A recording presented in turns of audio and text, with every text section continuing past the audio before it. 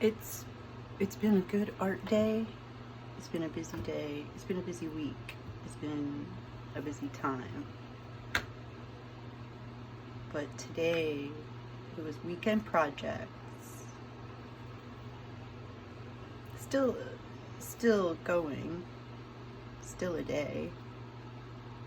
And even with music playing and just feeling free, just moving and feeling free and loose and alive,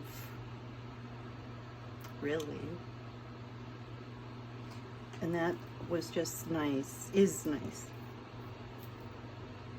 And continuing with the theme of zines, from fanzine, I have come to find out, not as previously thought magazine,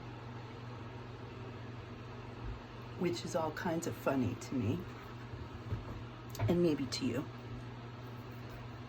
And this piece is some, again, genuine earth pigment paints, as they advertise it. And working with the lapis and the turquoise and the garnet, I would tend to agree that with what the company is advertising, that it's real, or they've gone through a lot of trouble to get it to granulate perfectly. So I don't know. Again, that's what they say they are, and I trust. But we could make our own, collect the stones and make our own. I've done that. I've ground up on a mulling plate ochres and made paint, and it's a lot of fun and work. So it's very physical work. Worthwhile. Very good process. So I have this. I have lapis, turquoise, rhodonite, stone of compassion, pink, yay, garnet, genuine, I think it's sugar light. It's like a dark blue, or sugilite or sugilite. And this is on a new, to me, type of a paper. I've used it a long time ago, but not for this purpose. I used it more for like practice and color swatch sheets.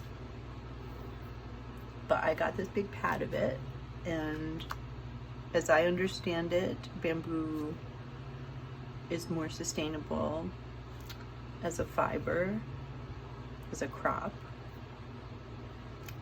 At least I know that this company, Hanamule,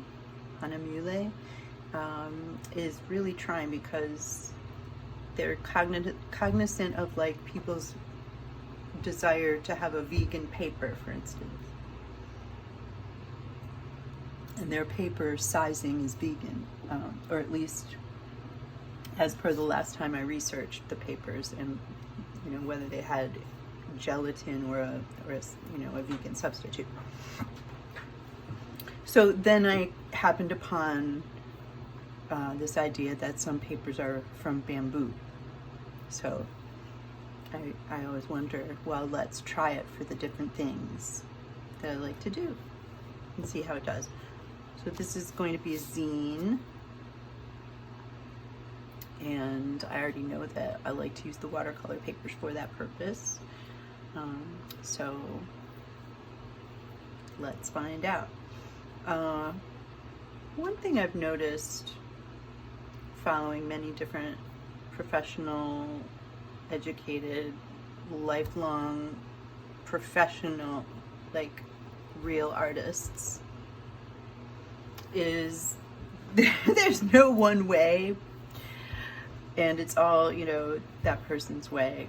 So, but there are like themes that continue from, I don't know, The idea that there are like perfect ratios on a page, odds only, things like this, pattern, contrast, hue. And I enjoy learning about those things. And then I come back and like just when it's go time and that's the time, and this is what I have in front of me, these paints I have pulled out, or particular tools or brushes or whatever, or kept it simple. You know, I'm not sitting there thinking, oh no, let me make sure that the horizon line, if it's a you know, landscape, let me make sure the horizon line is in a specific place on the page. If it's, you know, let me make sure, etc., etc. You know, I think there's one, it's the golden ratio. That's a lot of fun to try to, I'm not saying unworthy, I'm saying I'm not worthy. So please understand, because I only started doing this a few years ago, and come to it from, yeah, I'm kind of still a child of it, at it, even though I'm an adult, right? So I don't know what I'm talking about. Is basically what I'm trying to say, which I think is kind of funny, actually. So let's fold this into a zine. Fold. And I'm going to see if I can do this part a little more expeditiously than usual. I've been practicing, after all, trying to get more comfortable in front of the camera, trying to get more comfortable, or actually I'm not in front of the camera, I'm like beneath it somehow, and trying to get more comfortable with this process, because each time I pick it up, every few months or so, pick it back up, before I go on to the next thing, I sort of have to relearn a little bit about it. So I don't know about these clips for this size, but let's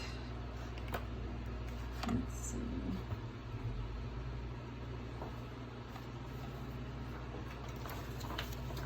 So I was going to say about the ratios, there's a thing about odds. I think maybe that comes from various intuitive things that people started to notice, maybe, that it's more enjoyable for some reason. Maybe people have studied this. I haven't been that moved to go study this, but I have noticed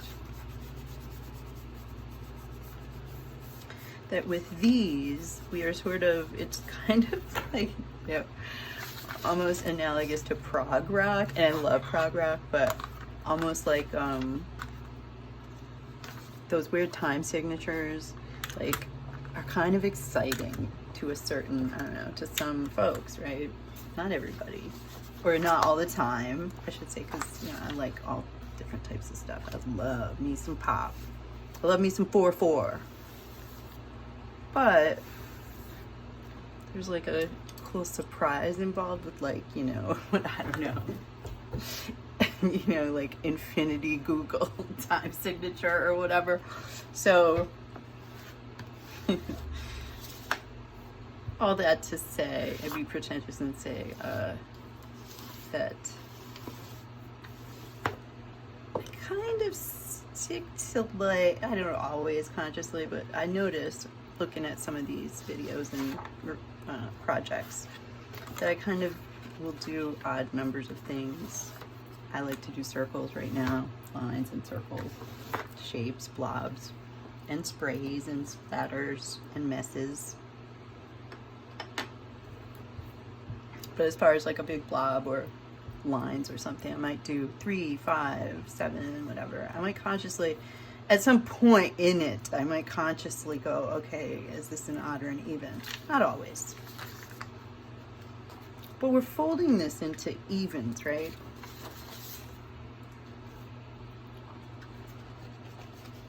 and fold it into 8 sections, and then have a strategic cut, and then have some abracadabra, and then have a zine. And it's going to be from 8 panels that we're doing here, folding.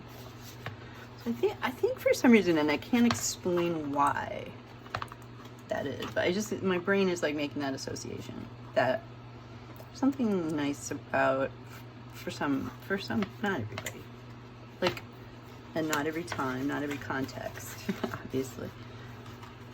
Although, you know, with the democratization of art that the internet is giving us, you know, we complain about little subscriptions and things like that. I mean, all of us try to get things cheap or for free a lot of times, but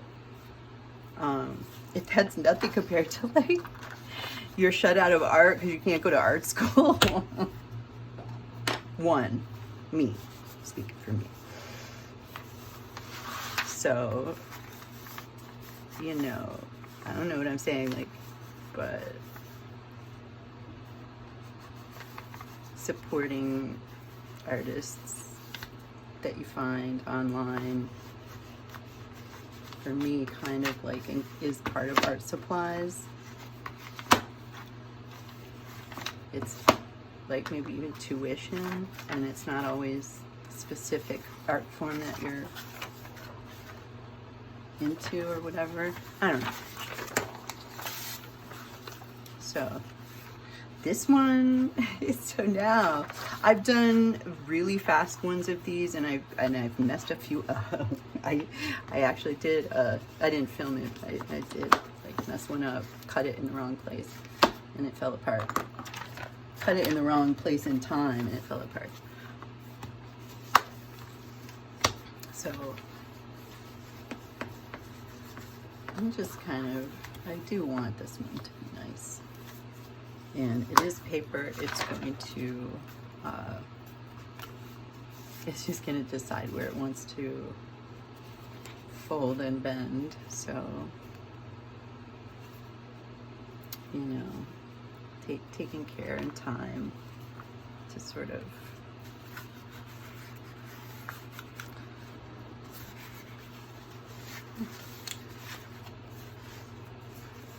it's actually kind of humid. It's been pretty humid this spring and summer here, and I noticed, you know, and the paper dries differently. It takes a little longer.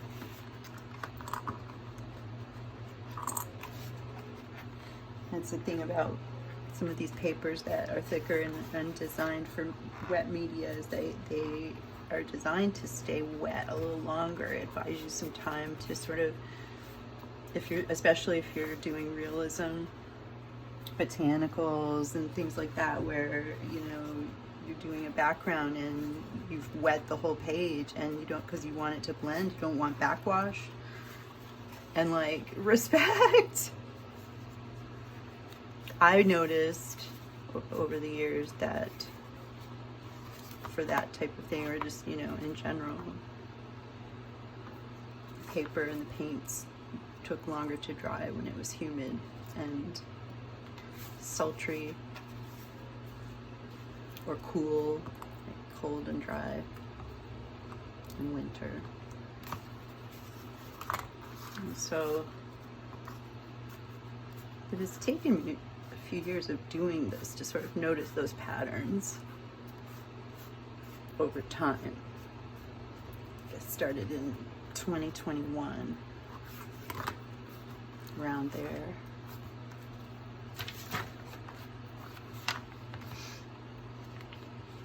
Bought some cheap watercolor paints from Target. I don't know why I did that. And I had some paper, old paper. It wasn't so great, even by, you know, non-snobby means. It was disappointingly brown at that point, but I still used it.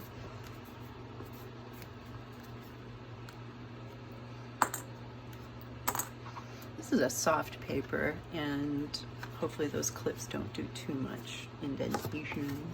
But this is going to be pressed under either a press or a books. I have like a I don't know, like a leaf press. And put some blotting paper between this and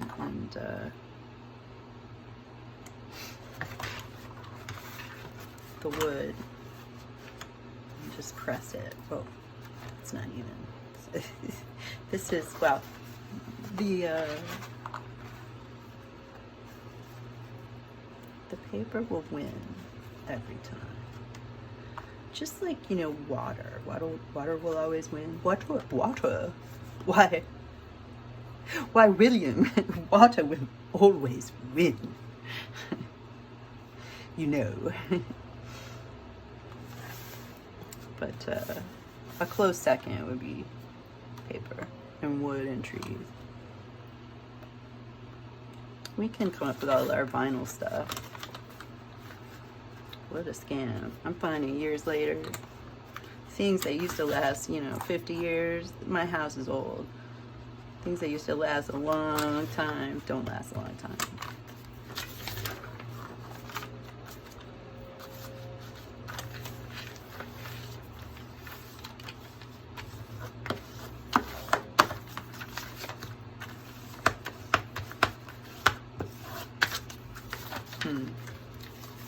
Well, again, it's going to be a little buckly.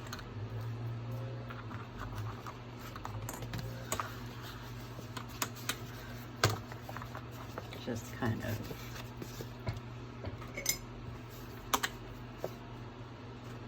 going to cut, checking, this is my fold, cutting into the fold, and only up to the midway point with the first section, leaving leaving one section to go.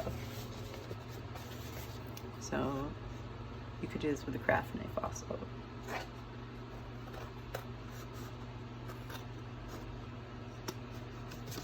Be careful and not go past that. Boop. Perfect. This is the time for a little bit of OCD or perfectionism. One like that. There's a check. And then hopefully. Now bringing, let's see. There we go. Bringing back the original. But now with our strategic folds in one cut.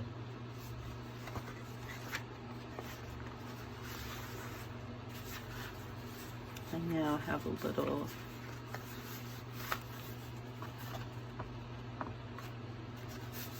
freedom, a little bit of choice here before I commit. What do I want the outside cover to look like of this little zine, but also what feels like it's gonna, let's be honest, what's gonna fold comfortably. I like that for inside. I like this for outside. It's a lot of pink. Might be good for a typeface.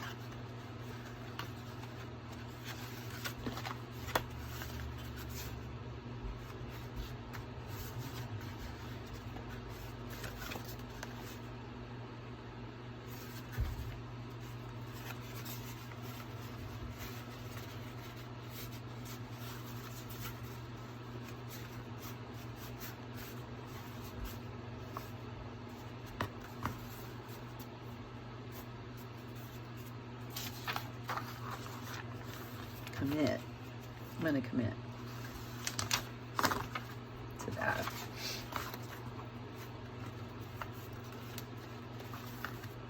Oh yeah.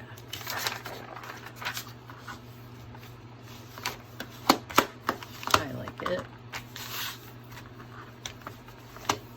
Already getting excited.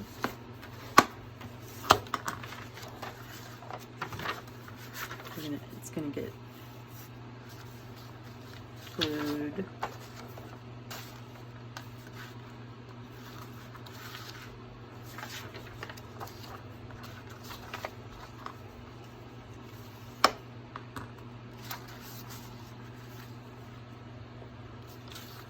And stuck under books. probably usually overnight, but probably for a couple nights. I guess I have to slow down my current momentum state and let my environment catch up with me. That happens. Get a bunch done and then get nothing done for a long time. Get out of my rhythm, get out of my flow state. This is the part that catapults me to the next thing, which might be back to, like, you know, exploring fluorescence or doing meticulous space stencil designs or something. But I'm going to do this too. I'm going to do the fun stuff. So I'll be taking my blue, this is a lot to do on camera, so I'm not going to do that, but taking my blue glue stick, but it could be, I mean, it doesn't have to be glue stick, and you could start smaller and do, I would start smaller anyway, but why? I started large, you know, and I messed up a few, and I'm still doing it in all different sizes. Anyway, I like this, but glue, Elmer's glue, whatever, an old brush. Don't use a good brush with glue. Don't use your good brushes. That I will say. Otherwise, abuse your stuff. Although if that's all you have, don't let it stop you. But, you know, just, you know, working very fast. Flip it over. Ding, ding, ding. Abracadabra. And then, you know, keep your hands quick. The glue off your hands. Easy for me to say. See what you come up with. It's fun.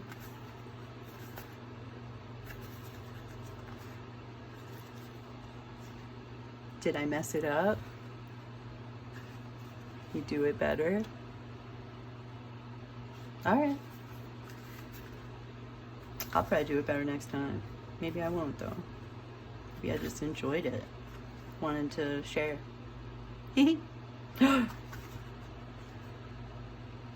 So, breaking the rules.